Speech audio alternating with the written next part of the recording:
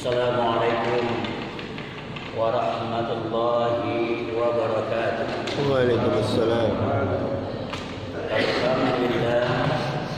Alhamdulillahilladzi anzala al-Qur'ana fi Ramadan hudan lin-nasi wa bayyinatin minal huda wal furqan. Asyhadu an la ilaha illallah wahdahu la syarika lahu wa asyhadu anna Muhammadan abduhu wa rasuluh la nabiyya ba'dahu amma ba'du. Bapak-bapak, ibu-ibu, jamaah yang insyaallah dimuliakan oleh Allah Subhanahu wa taala. Patut kita bersyukur kepada Allah Subhanahu wa taala. Alhamdulillah, Allah senantiasa memberikan karunia-Nya kepada kita, melimpahkan curahan nikmat-Nya pada kita pagi hari ini. Kita dapat melaksanakan salat berjamaah. Ini suatu kebahagiaan yang luar biasa bagi orang yang beriman.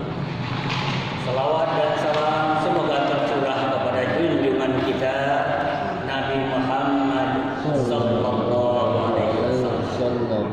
Hadirin jamaah yang insyaallah dimuliakan oleh Allah Subhanahu wa taala. Pagi ini saya akan bicara tentang Al-Qur'an sebagai pedoman hidup kita.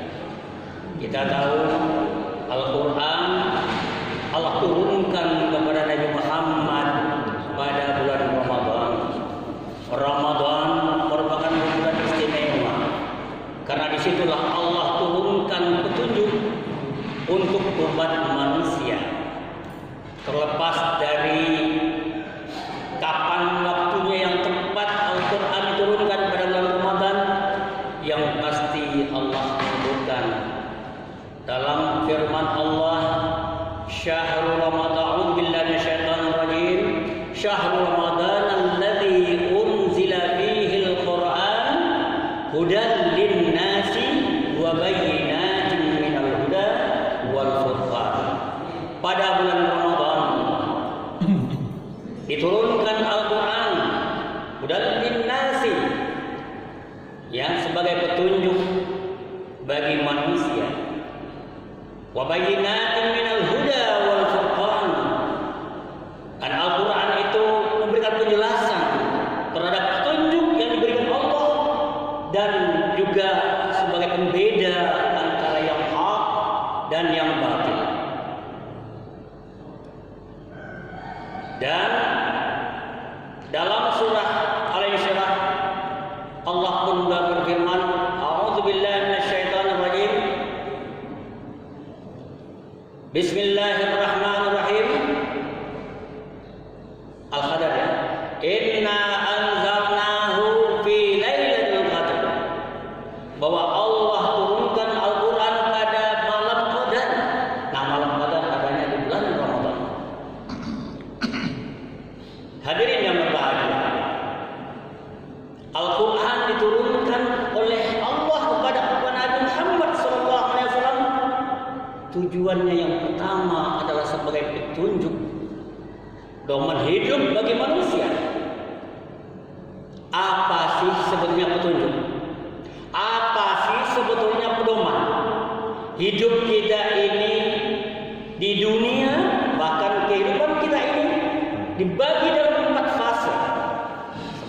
Sebelum kita lahir ke dunia ini yang namanya dalam alam rahim, kemudian di dalam alam dunia.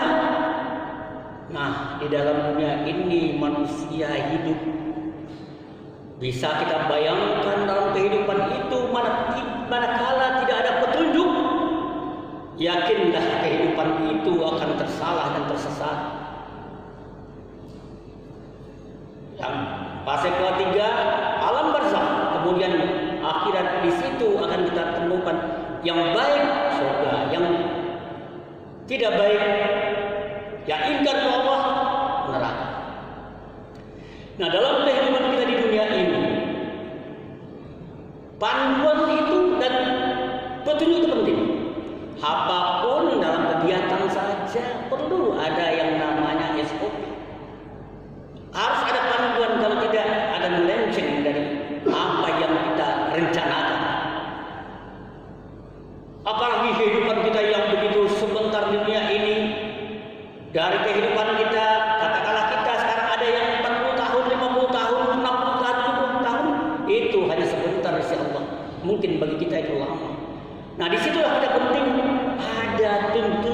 kita.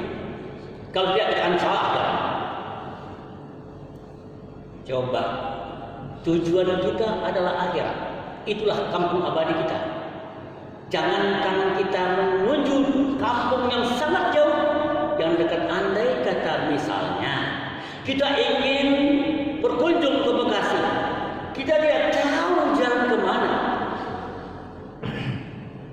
Kalau kita lalui, bisa-bisa kita salah jalan.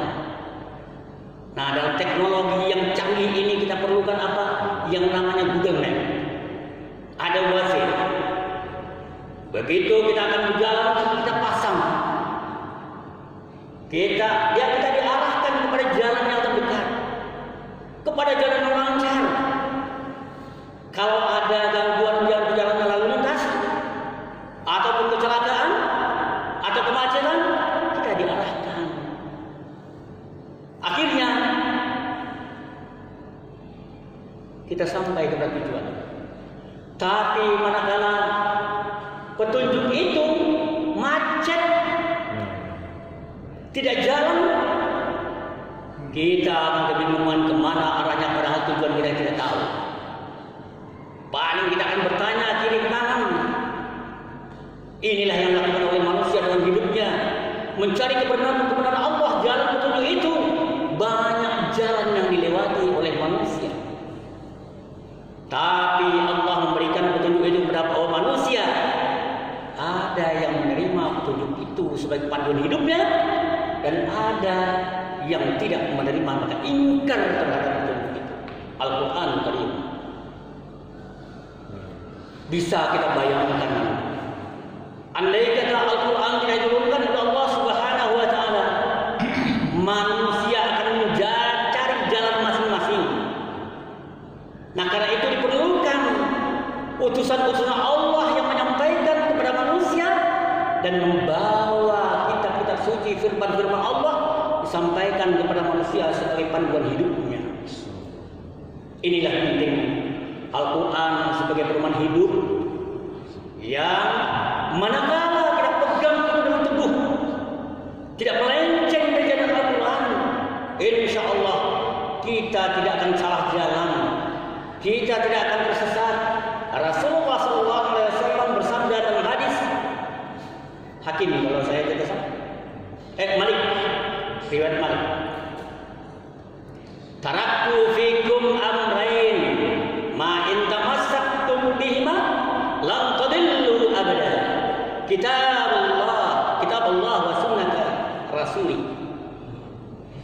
Rasulullah tidak meninggalkan apa-apa, tidak meninggalkan harta benda sudah sana yang begitu megah, hanya warisan yang kita terima. Taraktu fikum amrain, hanya dua hal yang ditinggalkan oleh Rasulullah SAW. Selama kamu berpegang teguh pada dua hal itu, kata Rasulullah, lam tadillu abadan, kamu tidak akan tersesat selama-lamanya, kamu tidak akan tersalah, kamu tidak akan keliru dalam mencari jalan yang benar untuk mencapai tujuan itu. Apa dia?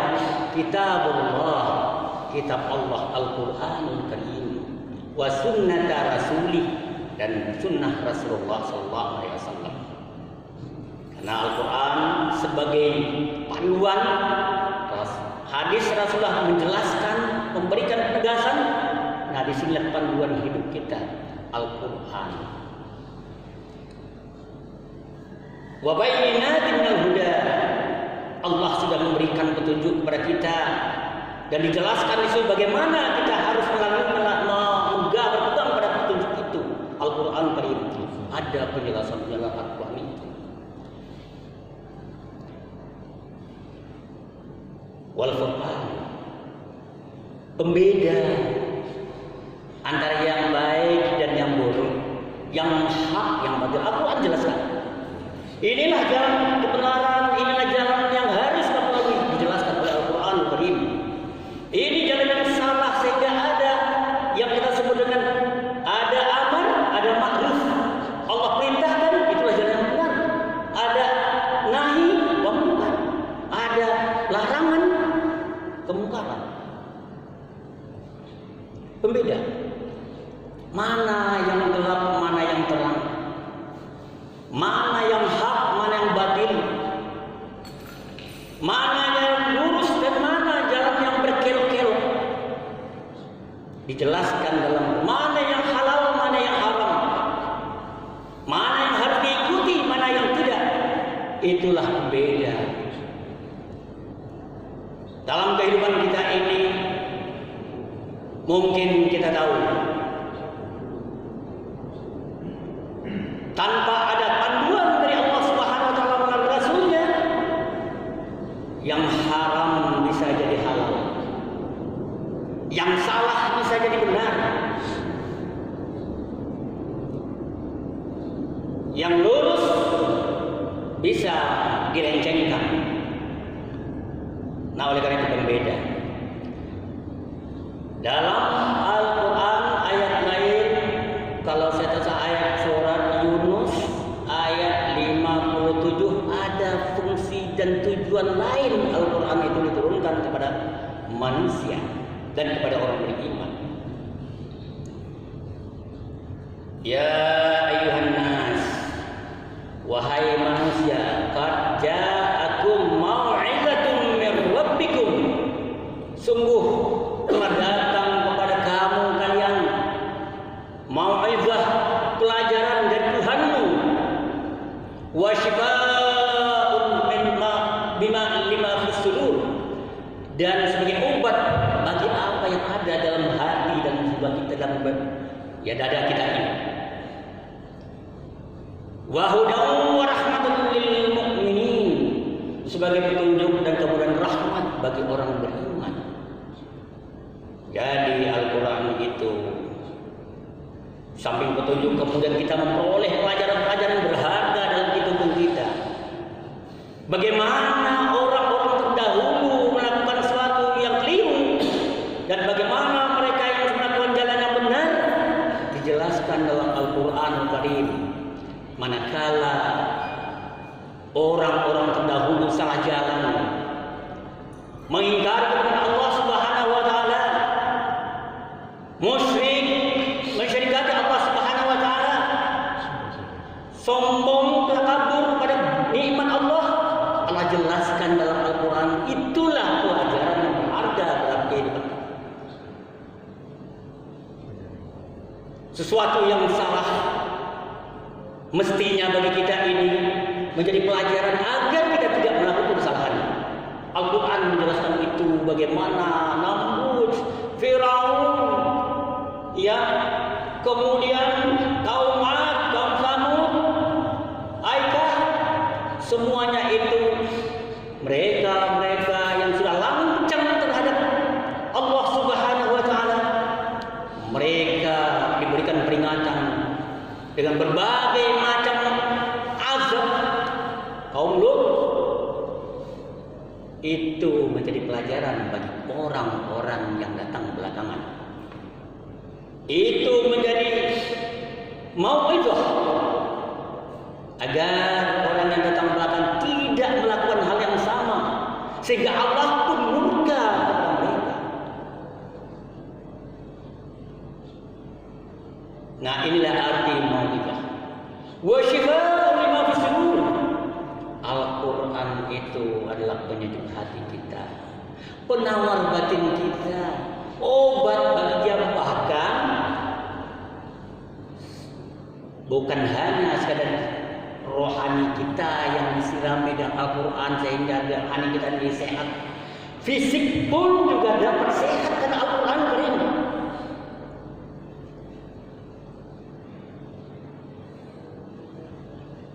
Ada penelitian yang dilakukan oleh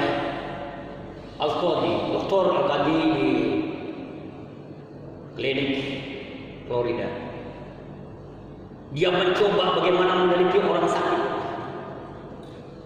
Dia dalam penelitian melakukan dengan getaran-getaran suara. Penelitian itu dicoba bahwa sebetulnya dia itu di dalam diri jasad kita ini ada sel-sel yang dia akan bergetar, dan getaran itu akan menjadi penyakit kalau tidak kuat menerimanya. Nah, getaran itu harus dinormalkan. Ya, harus diperbaiki dengan getaran-getaran yang menakjubkan. Dibacakan Al-Quran kepada orang-orang yang sakit, termasuk juga orang-orang kantor. Dengan menggetarkan, itu Al-Quran dibacakan oleh lain, bukan kita sendiri yang baca. Bayangkan kalau kita yang membaca, hati kita putus sujud. Getarkan lagi sel-sel yang ada tadi, kemudian dia akan menjadi bergerak, kemudian jadi baik, kemudian dia menjadi dengan memperdengarkan Al-Quranul Karim, fisik ini pun bisa akan menjadi sembuh. Maka berbahagialah orang-orang yang beriman, orang muslim yang senantiasa melantunkan ayat-ayat Al-Quranul Karim. Bukan hanya dia menjadi obat bagi batin, tapi jika bahkan ada penelitian mengatakan makin rutin, makin sering orang baca Al-Quran, sel otak kita akan berfungsi dengan baik, kepikunan itu akan terhindar. Mungkin banyak orang yang pikun, barangkali mudah-mudahan kita terhindar dari itu. Kalau kita senantiasa melantunkan ayat-ayat suci Al-Quran, karena lantunan ayat suci Al-Quran itu menggetarkan semua jasad kita. Dia akan menjadi obat kenangan. Subhanallah. Manusia yang dapat memanfaatkan Al-Quran, khususnya orang beriman, dia akan menjadi sehat rohani dan jasmani. Barangkali kita mungkin kurang merasakan bagaimana nikmat Al-Quran itu. Mungkin karena penyakit memang betul bahwa penyakit adalah ujian Allah Subhanahu wa taala. Musibah-musibah adalah bencana dan itu adalah ujian. Tapi kita tangkal dengan sering membaca Al-Quran, insya Allah. Karena penelitian sudah membuktikan bukan hanya kita, bahkan ya yang menemukan terapi suara bukanlah orang muslim. Kemudian dilanjutkan oleh Dr. Al-Qadi tadi, saya lupa namanya, Alfred Nicolas dari Prancis. Dia menemukan terapi dengan suara untuk mengobati seorang. Akhirnya Al-Quran diperdengarkan dengan lagu-lagu, nyanyi-nyanyian, ternyata itu tidak memberikan manfaat, dampak yang signifikan. Berikan Al-Quran ternyata itu menjadi obat yang mujarab dalam menggerakkan asal-asal kita ini. Subhanallah. Wa syifa'un lima fis sudur.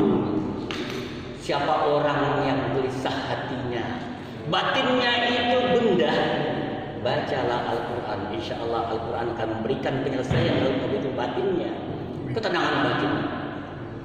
Wa hudan wa rahmah, petunjuk rahmah lil mu'minin pada ayat surat Yunus 57 mereka, dan rahmat bagi orang yang beriman, bagi orang mukmin. Insyaallah, alhamdulillah. Bulan Ramadan, bulan diturunkan oleh Allah Al-Quran sebagai petunjuk bagi kita, pembeda dalam kehidupan kita, menjadi obat dalam batin dan bahkan jasmani kita, bagi rahmat Allah Subhanahu wa taala. Mudah-mudahan dengan Ramadan yang masih ada, kita coba melantunkan kita ayat-ayat Allah. Ya, firman-firman Allah itu walaupun itu kita terbata-bata. Rasulullah mengatakan bahwa janganlah engkau kira bahwa alif lam mim itu satu huruf, alif satu huruf, lam mim itu lam satu huruf, mim satu huruf, dan siapa orang yang mengucapkan walaupun dia terbata-bata, dia akan memperoleh kebaikan. Jangan kita berprasangka saya tidak dapat membaca Al-Quran karena saya belum lancar. Ingat, tidak lancar pun membaca dengan terbata-bata itu juga ada pahala kebaikan di sisi Allah Subhanahu wa taala yang diberikan kepada yang membaca. Dan mudah-mudahan mari kita manfaatkan waktu yang masih tersisa. Hari ini adalah hari ke-16, betul ya? 16. Hari ke-16. Masih ada 14 hari lagi. Al-Quran mari kita lantunkan. Walaupun itu secara bersama-sama yang namanya tadarus maupun secara tilawah. Ya, tadarus hanya satu metode metode saja untuk membaca secara bersama-sama. Tapi kalau kita secara tilawah, silakan. Makin baik bacaan kita, kemudian apalagi nanti bisa kita menghayati, kita baru merasakan bahwa Al-Quran itu sebagai petunjuk. Mudah-mudahan ada manfaatnya. Ya, itulah yang dapat saya sampaikan pada pagi hari ini. Wabillahi taufiq wal hidayah. Dan mari kita tutup ya dengan berdoa kepada Allah Subhanahu wa taala. A'udzubillahi minasyaitonir rajim. Bismillahirrahmanirrahim. Alhamdulillahirabbil alamin. Hamdan yuafi ni'amahu wa yukafi mazidah. Ya Rabbana lakal hamdu wa lakal syukru ma yanbaghi li jalalikal karim wa 'azimi sultanik. Amin. Allahumma ij'al al-Qur'ana hudan wa shifaa'an lima fi sudurina ya arhamar rahimin. Allahumma ij'al al-Qur'an al-Karim ya furqanan li hayatina ya arhamar rahimin. Allahumma arham jam'ana hadha jam'an marhuma wa tafarraqa ba'da hadha tafarraqan ma'suma. Allahumma inna nas'aluka ridhaka wal jannah wa na'udzubika min sakhatika wan nar. Allahumma innaka 'afuwun karim tuhibbul 'afwa fa'fu 'anni ya karim. Rabbana taqabbal minna salatana wa siyamana wa qiyamana wa ruku'ana wa sujudana wa tadarru'ana wa takhashu'ana wa qira'atina ya arhamar rahimin. Taqabbal ya karim. Rabbana atina fid dunya hasanah wa fil akhirati hasanah wa qina adzabannar. Walhamdulillah.